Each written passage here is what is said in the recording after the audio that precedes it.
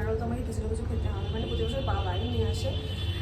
এবছর মানে বাবাকে বললাম সকালবেলা যে এরকম এনো, কারণ আমি তো অফিসে বেরিয়ে যাবো। ভুলে গেছিলাম যে মানে 9th ডিসেম্বর হয়, এটা তো আমি ভুলে গেছিলাম।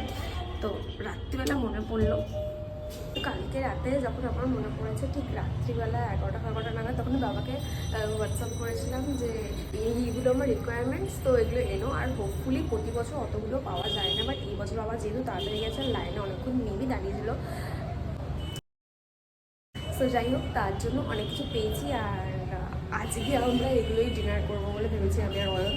সো মায়ের জন্য নেওয়া হয়েছে দুটো। তো যাই হোক এবার আমি যাবো বাড়ি, কারণ তখন আমি মায়ের কাছে ছিলাম, নিতে এসেছিলাম আর কি খাবারগুলো, তো নিয়ে যাবো, তো তোমাদের সাথে দেখাবো। তো ওয়াচ টিল দি এন্ড। তো চলো তোমাদের দেখাই আজকে অঙ্কিতা কি কি আইটেম এনেছে আমাদের জন্য। তো মিয়ামরে তো সবসময় 33-তে পাওয়া যাচ্ছিলো আজকে, তো সেখান থেকে নিয়েছি চিকেন 65 দুটো, দুজনের জন্য। আর চিকেন পিৎজা, এটা নেওয়া ভালো বিকজ হচ্ছে এটার দাম অনেক বেশি থাকে নর্মাল দিনে। এটাও দুটো এনেছি, একটা পেটুকের জন্য, আমি তো পেটুক করি, তো পেটুক না কিন্তু তাও নিজের জন্য দোকানে এনেছে, ভাববার বিষয়। আর এটা তো আমার ফেভারিট কেক, রেড ভেলভেট, এটা তো খাবে না, তো একটা আমার আছে মানে, বাট তুই তো কেক খাস না। খেয়ে নেবো আজকে।